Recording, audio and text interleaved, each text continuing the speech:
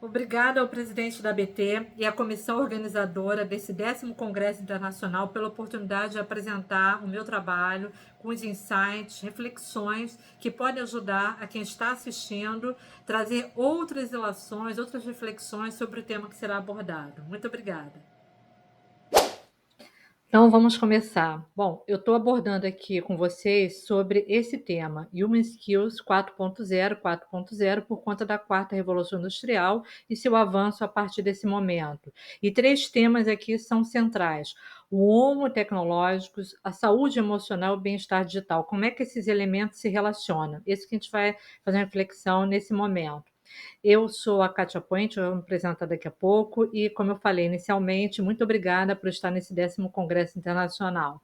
Então, para vocês me conhecerem um pouco, eu fiz uma apresentaçãozinha aqui para que vocês tenham até uma perspectiva de como é que o olhar interdisciplinar ajuda a pensar temas como esse numa perspectiva muito particular. Então, por exemplo, eu sou socióloga clínica, sou formada no campo das ciências sociais, mas a minha área de formação, o meu ponto de origem é a sociologia clínica, porque eu, na minha graduação, na minha pós-graduação, no meu mestrado, no meu doutorado em psicanálise, eu juntei as 2 áreas. Sociologia clínica vem do campo da sociologia francesa, que faz uma conexão entre os determinantes sociais e os determinantes psíquicos. Então, articula as 2 realidades, a sociedade e o sujeito. O sujeito na sua dor, no seu mal-estar dentro do ambiente social. Então, esse foi uma referência importante para mim, porque eu consegui, a partir daí, fazer mais ilações dos temas que são tratados originalmente no campo sociológico. Eu queria também chamar a atenção que eu, como sujeito, né, no mundo, eu sou um ser holístico, sou vegana, entendo que a gente é parte da natureza, a gente precisa entender essa natureza como algo que é essencial para a nossa existência. Um outro aspecto que é importante observar, vocês estão vendo aqui as bandeirinhas, eu sou brasileira, mas também sou espanhola, então tem a dupla nacionalidade, e por ter a dupla nacionalidade, eu trabalho não só como professora da Universidade Veiga de Almeida, no programa de mestrado e doutorado de Psicanálise, Saúde e Sociedade, mas também sou pesquisadora da Fundación Exply, em Barcelona, trabalho com pesquisa de educação digital no Observatório de Brechas Digitais na região. E, claro, faço parte do comitê científico da ABT, com muito prazer, a quem eu tenho muito carinho pela equipe, e também sou cofundadora e mentora da consultoria Objeto 2A, que eu compartilho com a professora e doutora Mônica Miranda, que também trabalhamos a questão do autoconhecimento, o desenvolvimento nesse mundo contemporâneo tecnológico competitivo. Dito isso, eu queria também chamar atenção para as minhas características. Eu também sou uma pessoa digital, ok? E também sou uma pessoa maker. Trabalho com essa vida maker aqui, como vocês podem estar observando. Então, esse pluriolhar me permitiu trazer essa temática para a pesquisa e que é muito atual dentro da nossa realidade. É claro que o cenário é muito grande, eu precisei fazer um recorte até para a gente poder ter pontos de partida para reflexão. Os meus contatos estão aqui, tanto o meu e-mail quanto o meu Instagram, que é o Instagram da Objeto 2A. Bom, vamos começar então a refletir sobre os temas. O primeiro ponto que eu quero chamar para a gente observar é a ideia do homo tecnológicos. Se você trouxer a visão do Edgar Morin, ele vai falar que nós somos vários ao mesmo tempo. Somos o homem poeta, o homem louco, o homem do trabalho, o homem da tecnologia, o homem da prosa. Então, nós somos esses vários. Nós somos sujeitos que, ao longo da nossa formação, criamos todas as tecnologias possíveis para poder otimizar a nossa qualidade de vida, para ajudar a gente a ver nesse mundo que nós estamos. Então, só que esse ser humano na era digital, a tecnologia ela ganha um peso na sua vida que talvez nesse momento ele não consiga, o homem mediano, analisar e compreender o grau do impacto que isso tem na sua própria existência. Então, a tecnologia, que é um meio, ela pode estar num cenário que ela está se sobrepondo aos próprios direitos da humanidade. Então, a gente precisa refletir sobre isso. Eu trouxe 3 pontos que me parecem importantíssimos aqui para a gente considerar. Conectividade constante, que é uma realidade hoje, não só nossas crianças, mas todos nós passamos muito tempo na nossa vida com o celular. Há cálculos e pesquisas que falam que as pessoas passam durante 24 horas do dia, pelo menos umas 20 horas usando o celular. Inclusive, quando você está dormindo, você está com ele do seu lado. Um outro aspecto é a dependência tecnológica. Nós estamos cada vez mais dependentes no cenário total. Toda a nossa vida social é a vida bancária, a vida de saúde, a vida de lazer, tudo é conectado. Então você fica muito dependente da tecnologia, a tal ponto que você esquece, inclusive, o seu número de celular, o número de celular das pessoas, porque está gravado no seu aparelho, por exemplo, que facilita a tua vida, mas você de alguma forma acaba não percebendo isso. E você vai criando essa conexão. Se você perde seu celular e se você não faz, por exemplo, um backup na nuvem ou em algum outro equipamento, e você perde aquelas informações, você fica realmente meio que fora do mundo, você fica perdido, não sabendo para que caminho você vai. Não é assim mesmo? E outro aspecto é a hiperestimulação que a gente é colocado dentro desse cenário. Vocês estão vendo aqui que nós somos hiperestimulados nesse processo. Então, a gente acaba ficando muito preso a esse cenário que é o mundo digital. Obviamente que quando a gente viu essa experiência de hiperimersão no mundo tecnológico, esse homo tecnológico está mergulhado nas múltiplas tecnologias ao qual ele tem acesso, é um dos fatores também que gera mal-estar. O Freud falava que a cultura gera mal-estar, né? O mundo que a gente vive, das relações humanas e tudo que nós geramos com ele é um fator de mal-estar. Então a gente tem que saber lidar com isso com muito cuidado e muita sensibilidade. Por quê? Porque quando nós estamos num excesso de relação com a tecnologia, nós podemos passar por alguns cenários aqui que são implicações que podem provocar mal-estar na nossa vida. Por exemplo, nós temos um impacto enorme nas nossas interações sociais. Elas podem ser ou limitadas ou de baixa qualidade, né? Quer dizer, esse outro, que são os seres humanos que nós lidamos, fica muito difuso. Então, você não sabe, às vezes, com quem você está se conectando. E aí você não cria laços muito fortes, você não cria relações sociais muito próximas, você vai se afastando. É o fato das famílias hoje estarem no mesmo espaço físico, cada um com um celular, e eles não conversam. É isso que a gente encontra na média das famílias, não só no Brasil, mas no mundo. Então, as relações humanas vão se desfazendo. E, claro, você é um ser de grupo, é um ser coletivo. Se as relações humanas se desfazem, isso vai ter impacto em outros cenários da sua vida. Um outro aspecto é a implicação no aspecto comportamental, que me parece fundamental para a gente chamar a atenção. Há estudos que mostram que as pessoas que ficam muito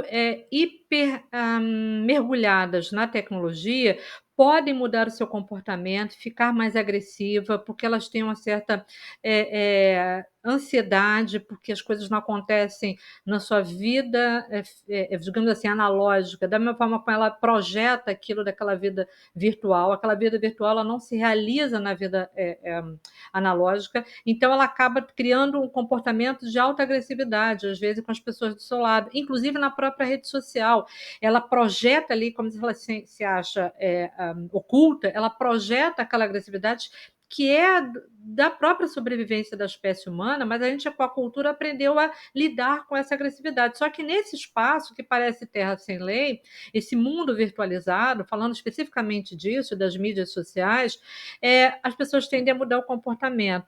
Em termos de tecnologia, em geral, é possível que as pessoas, algumas entrem em apatia, né? Simplesmente se afastem, se desconectem e fiquem muito mergulhadas em si mesmas, ou criam fobias, criam medos nesse processo. Tem um autor chamado Spitzer, que em 2012 escreveu um livro falando sobre a demência digital, que ele fala das implicações cognitivas do uso como é que esse homem tecnológico ele se mergulhou tanto nesse universo que ele pode estar gerando no seu próprio desenvolvimento cerebral ou neurológico, como queiramos colocar, uma limitação. Há uma baixa estimulação do cérebro, há uma baixa estimulação das nossas conexões, quando você fica muito mergulhado, sem rumo, sem um direcionamento, ficando direto, assiste um vídeo, passa por uma rede social, vai para vários links, fica conectado com televisão, com música, com tudo que você possa imaginar. E aí você vai perdendo elementos centrais, principalmente para quem está lidando com criança e adolescente, ou seja, memória, a questão da atenção, a questão especificamente da associação com a criatividade, tudo isso vai se perdendo. Você vai perdendo essas referências essenciais que são chave para nosso desenvolvimento, a nossa sobrevivência. E há também algumas implicações de caráter puramente emocional. Você tem uma geração aí de multitranstornos, dos mais diversos, seja ansiedade, seja uma muita carga emocional, seja de isolamento, enfim. Vocês estão percebendo que há efeitos nesse sentido. Então, muitos estudos já vêm abordando esses temas em termos de como é que esse mundo contemporâneo, que é tão benéfico para nós em termos de avanço de sociedade, pode também trazer algumas situações que, se a gente não controlar, tem um efeito muito negativo. Eu gostaria de aproveitar e trazer alguns dados para a nossa reflexão aqui. Não sei se vocês estão observando.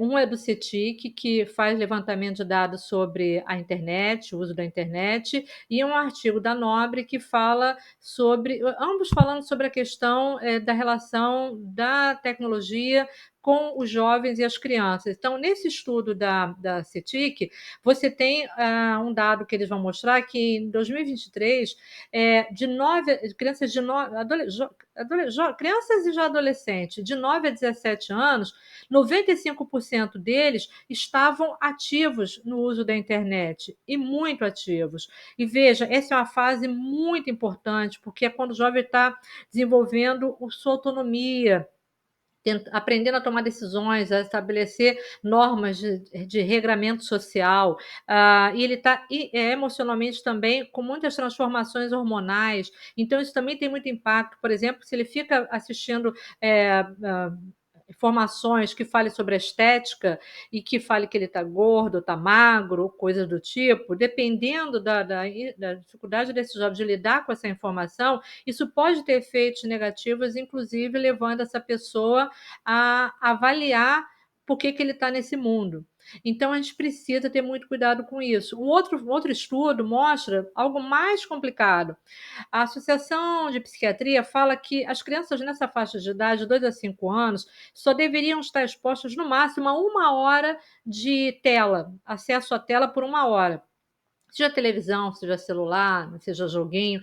O que se observou é que há uma superexposição à tela de mais de 1 hora, às vezes muito mais. Um estudo de 2021 mostrou que 94,5% de crianças de 2 a 5 anos estão superexpostas. Então, isso é um fator preocupante para nós em termos de tecnologia e mal-estar.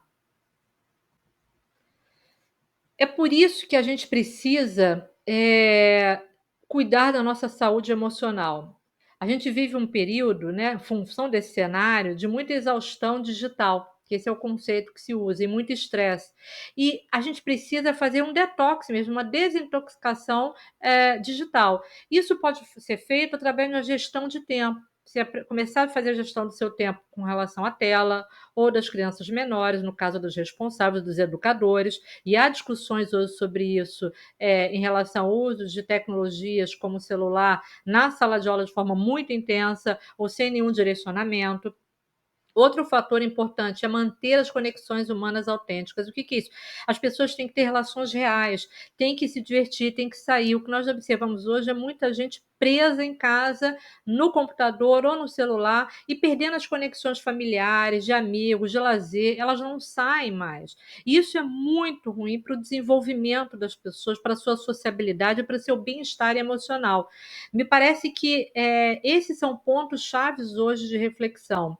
Um outro aspecto, e aí vários estudos também vêm trazendo, que há estratégias para você sair desse mal-estar, digamos assim, emocional, e ir para um bem-estar emocional, pelo menos iniciar é o cultivo desse bem-estar emocional. Eu trouxe aqui 5 pontos que me parecem significativos. Primeiro, que está muito frequente agora o uso da técnica do mindfulness, que é uma estratégia para você buscar atenção plena, que envolve a respiração, que envolve você repensar, se conectar com você mesmo. Existem algumas ferramentas, inclusive tecnológicas, favoráveis a isso, como é o caso do Calm e do Headscape. Então, eles vão ajudar a pessoa a ter um momento de relaxar, repensar, se reposicionar.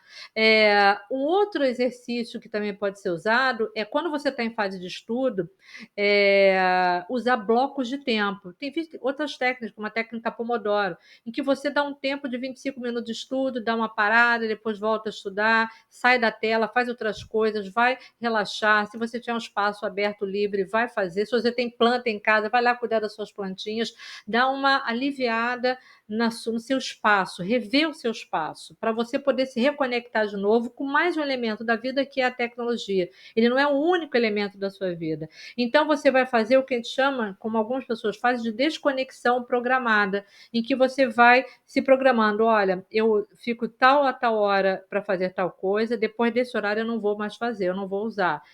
À noite eu não vou fazer uso de tela, a partir de tal hora eu não uso, mas faço mais uso de tela. Então, você começa a se programar nesse processo de conexão, você vai ver que você vai criar novas rotinas na sua vida. É super interessante esse processo.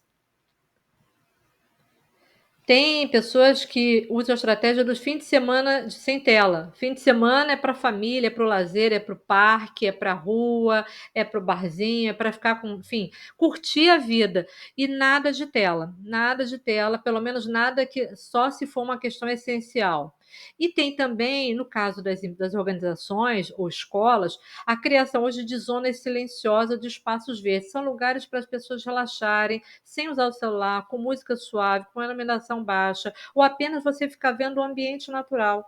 E isso você já se desconecta. Quando você volta para o uso da tecnologia, para o seu trabalho, para o seu estudo, para o seu lazer, você vai voltar de forma diferente. Então, são estratégias hoje utilizadas para tentar garantir o bem-estar das pessoas nesse cenário, nesse ambiente.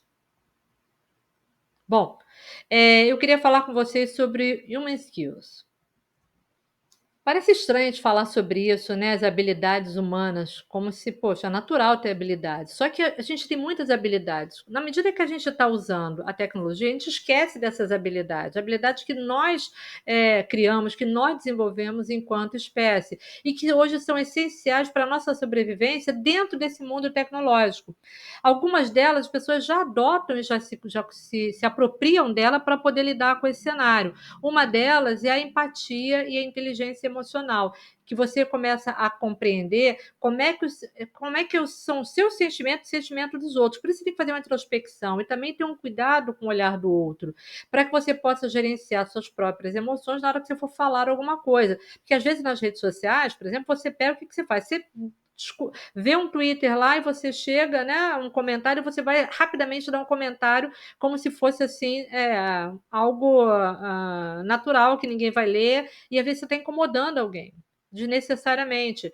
Quando você começa a pensar, se colocar no lugar do outro, você vê, mas será que se eu fosse essa pessoa, eu gostaria de ler o que eu acabei de colocar? Então isso vai fazer uma diferença muito grande. Um outro fator é o pensamento crítico e resolução de problemas. Nós temos essa habilidade do pensamento lógico, crítico, organizado, em que a gente começa a analisar com tantos dados e informações que o mundo tecnológico nos dá, nós precisamos identificar aquilo que é realmente essencial, qual é o problema principal que você vai focar agora, e os outros você vai colocando em sequência. Então, você cria prioridade. E a partir dessa prioridade, você define soluções de caráter inovador, diferenciador. Isso é uma habilidade humana. Quando você executa criatividade, inovação, quando você começa a trabalhar em equipe, trabalhar com o outro, quando você começa a lidar com a diversidade cultural e aceitá-las como parte da sua sociedade, você está desenvolvendo essas habilidades humanas. Existem outras habilidades humanas também que nós temos e que nós temos que exercitar cada vez mais. Mas me parece que essas são aquelas bem pontuais.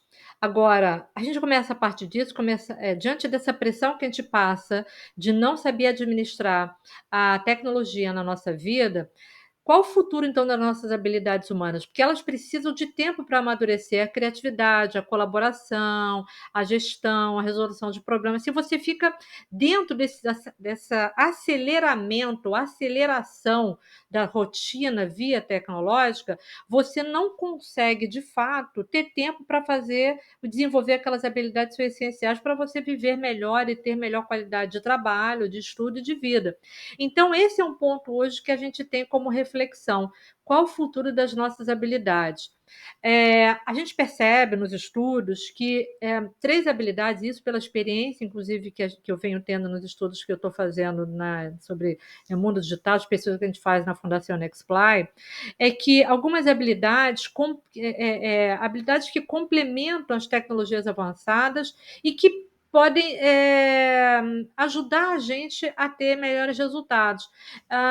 Elas são críticas. Por que são críticas para humanizar as interações necessárias? Porque são essenciais, elas são centrais. Ou seja, você vai usar as tecnologias mais avançadas, mas você precisa delas para que você possa, de fato, garantir a sua saúde emocional. São 3 que a gente precisa se desenvolver cada vez mais. A primeira delas é a adaptabilidade. A gente precisa aprender a se adaptar ao que acontece novo, mas com calma, com paciência. Não vai acelerando. Não adianta você tentar resolver as coisas naquela correria, porque você não vai ter sucesso.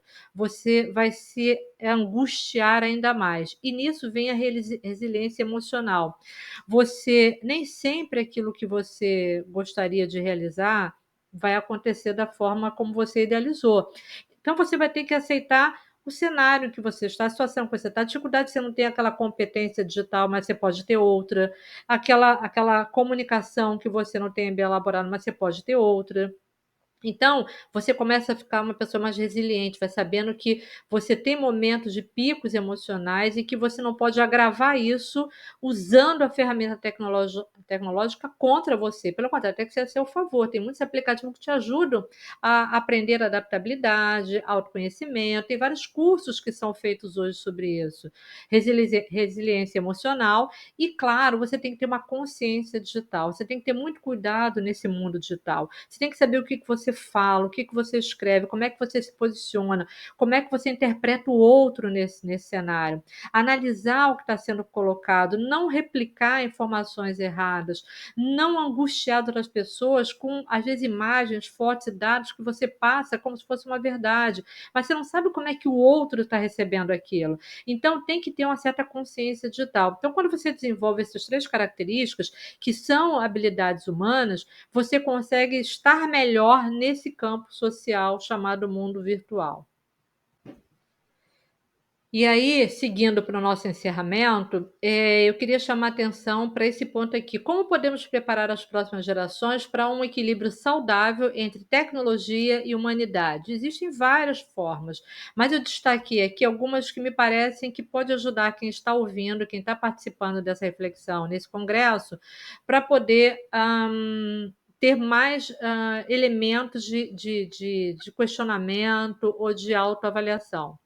Por exemplo, incentive a curiosidade, tanto a sua quanto a dos seus filhos, das pessoas ao seu redor, se você for docente, das pessoas com que você está trabalhando, da sua equipe de gestão, dos seus funcionários, dos seus colaboradores. Incentive a curiosidade, estimule a pessoa a pensar coisas novas, a trazer ideias novas. Isso vai dar uma suavizada naquela pressão daquele padrão que, em geral, o mundo digital vem trazendo para nós. Um outro aspecto é: exercite a flexibilidade mental. É essencial que você exercite sua flexibilidade mental.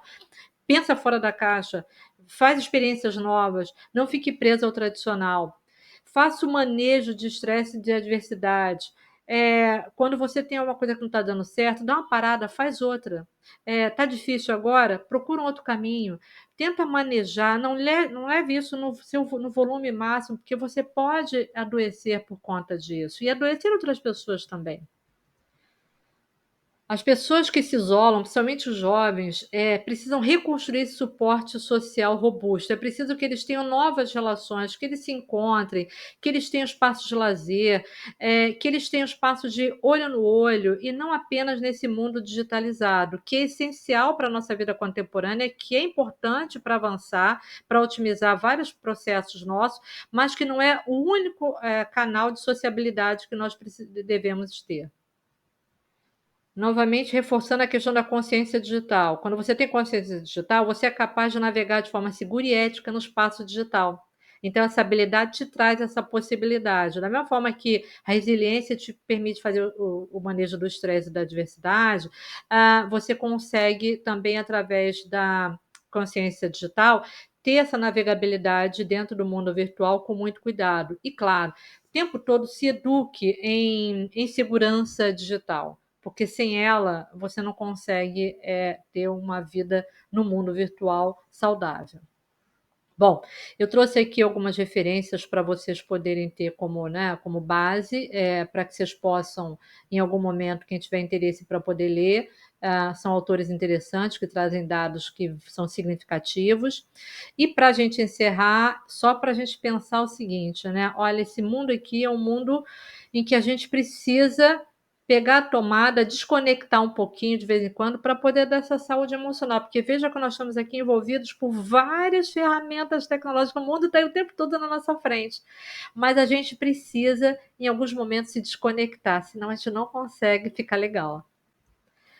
Bom, eu queria então me despedir, agradecer, muito obrigada, novamente obrigada à ABT por essa oportunidade, a quem estiver ouvindo, assistindo, essa minha fala, e foi muito bom trazer minhas reflexões e meus estudos para vocês. Eu tenho aqui meus contatos, contato da universidade onde eu trabalho, sou professora, como eu falei, do mestrado e doutorado em psicanálise, saúde e sociedade. Também sou consultora e mentora da Objeto 2A Consultoria e cofundadora com a Mônica Miranda. Faço parte do comitê da ABT e também faço parte da Fundação Exply, então estou nesse universo aqui digital, mas não perco minhas conexões humanas com a natureza, com o meio ambiente, com a minha família, com os meus amigos, meus amores.